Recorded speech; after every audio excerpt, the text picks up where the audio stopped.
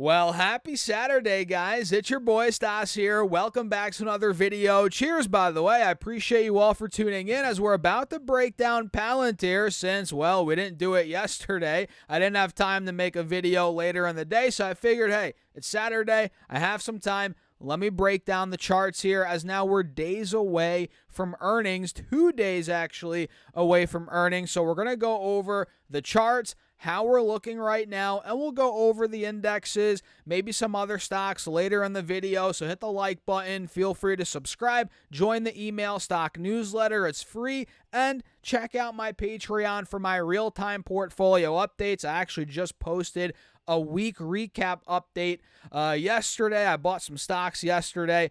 All the links are down below, guys, and now let's dive into it. So Palantir, it went down about 2.5%, which honestly is not surprising considering the fact that the entire stock market collapsed. The S&P went down over 1.5%, QQQ down 2%, Dow down over 1.2%, and the Russell got nailed over 2% as the VIX went to over 20 points. And guys, did we not talk about this literally like a week or two ago when the VIX was at 14 points?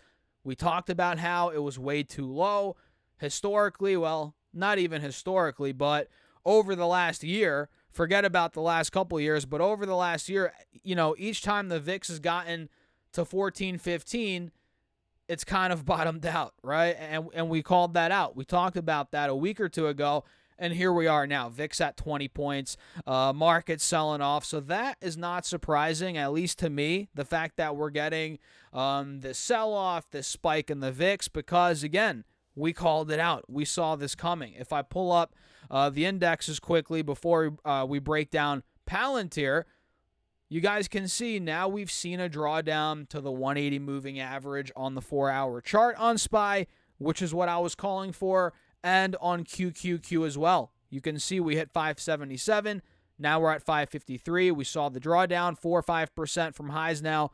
It looks pretty good.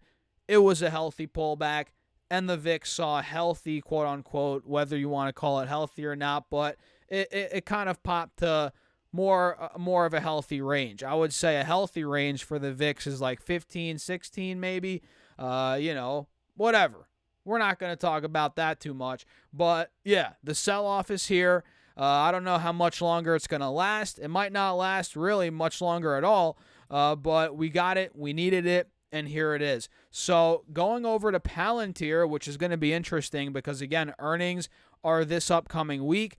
They're on the 4th. Let me double check that. Triple check that. Yeah, the 4th after the bell, which is Monday. And I'll make another video tomorrow going deeper into the earnings estimates, what to expect. We'll dive deeper into that tomorrow, so make sure to subscribe. But for this video, guys, I want to really just focus on these charts, kind of the price action right now, heading into earnings, which you can see Thursday, Friday, we sold off, right?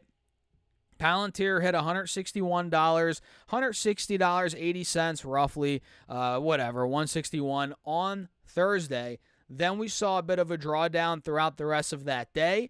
We closed at about 157.90, 158 range. And then on Friday, yesterday, we sold down again, clearly, as the entire market dropped. Like I said in the beginning of the video, Palantir went down 2.5%, and we got all the way down to 151. So heading into earnings on Monday, there's no doubt that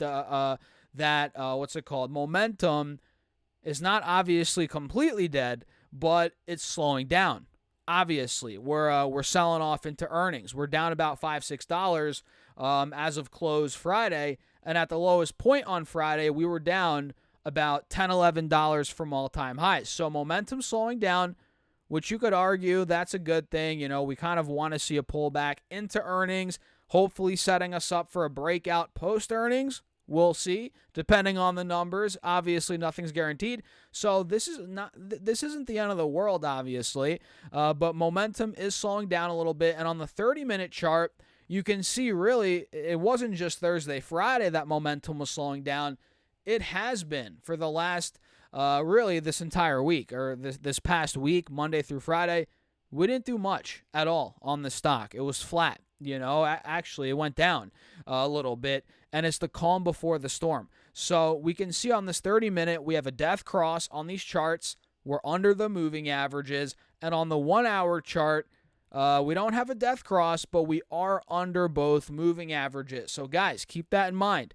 And with all that being said, on the 1-hour chart as well, we're still holding an uptrend, even though we're slightly under these moving averages. So I actually, honestly, man, I like the setup chart-wise heading into earnings. We got a little healthy pullback. It's not a crazy pullback by any means, but we went from being at all-time highs to now trading more towards the bottom of this channel, right? You guys see that? So, man, heading into earnings, not a bad setup. RSI's cooled off. If they crush numbers, if guidance is very good, this could be setting us up for a big move, maybe back to the top of this channel, which at that point, well, we could be going to all-time highs again. Potentially. Not guaranteed, obviously, guys. Please do your own research. Come on, you guys know that by now. Nothing's guaranteed in the stock market, especially in the stock market. It's not as crazy as the crypto market, obviously. Crypto is still kind of like the wild, wild west when you're dealing with some altcoins or whatever, blah, blah, blah.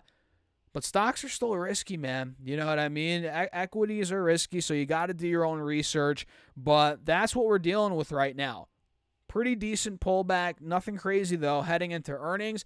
And it could be setting us up nicely post-earnings, depending on how these numbers end up playing out. And we can see on this 4-hour chart where above the 180 SMA, we're seeing buyers coming in there, which is right around like 146 to 148. You guys can see we're trading slightly under the 50 SMA. Not the end of the world, though.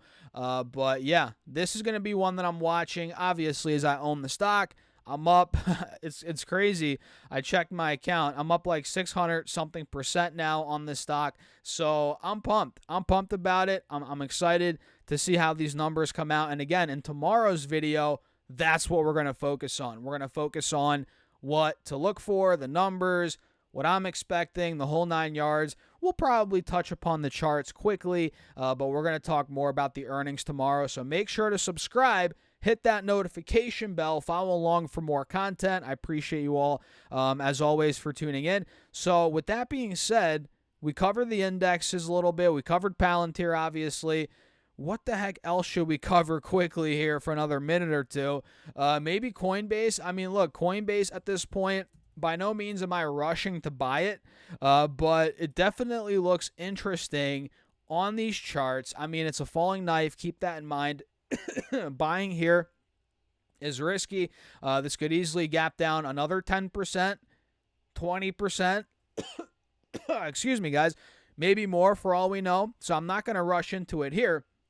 But I don't know, man. I feel like Coinbase is down, what, 30%? Yeah, their guidance was a bit weak for transaction-based revenue. I'm pretty sure their earnings were bad. So let's keep it real. Their earnings were bad, but this could be setting them up for at least the stock, right? This could be setting the stock up for a rebound heading into the back half of the year here, kind of into Q3, Q4, really Q4, where I expect my prediction, guys, I don't know, but my prediction is the crypto market and probably the stock market too is going to go bananas at the end of the year. I think we're going to we're already slowing down a little bit here. I think we might coast a little bit for a month or two, setting ourselves up for a big move in October, November, December. I think that's what we're setting ourselves up for here. And I'm actually buying a bunch of cryptos, right? Different kind of risky bets, obviously, guys. So I think we're setting ourselves up for Bitcoin 125, 150K, Ethereum 4,500. And, I'm not a big crypto guy, but that's kind of where I'm thinking things are going. And, again, I'm buying these different coins, blah, blah, blah. Not a crazy amount, but with that in mind, I'm like, okay, if Coinbase comes down another, $20-$30, right, per share, maybe it comes down to $250, $275, that could be an interesting potential short-term, and this is not going to be for a long-term investment, but that could be an interesting spot to buy in with, this crypto bull market in mind exploding. That's my prediction, kind of in the back half of the year, more towards Q4. If we get that crazy crypto explosion, heading into 2026 as well, that would obviously set up Coinbase very nicely, as there will be more transaction-based revenue than expected from before. Maybe their guidance, they upped the guidance, and that is what really moves the stock. But I don't know. I'm just throwing crap at the wall right now with crypto, guys. We don't know what's going to happen with it. It's freaking crypto, for Pete's sake. It's the wild, wild west. So I'm kind of gambling there a little bit, making a prediction, but I feel like Coinbase could come back here. Maybe not right off the bat here. The earnings could cause the stock to go down a little bit more. But I'm telling you, man, I think crypto is going to heat up at the end of the year. I just don't know. I don't know why. I just think it is. There's a couple of reasons why. We're not going to dive into that right now, but that's my prediction. And I'm buying crypto. I'm setting myself up for that. And I'm also considering Coinbase for a trade. Especially if it comes down to like the 250, 275 range, I might take a swing at it. So with that being said, guys, let me know your thoughts in the comments. Hit the like button, subscribe, join the email stock newsletter. It's free. And check out my Patreon if you guys want to be a part of the community, the Discord. See me build out my portfolio on Patreon, which I'm investing thousands of dollars a month right now. Check it out. Link down below if you're interested. And with that being said, cheers. I'll catch you in the next video.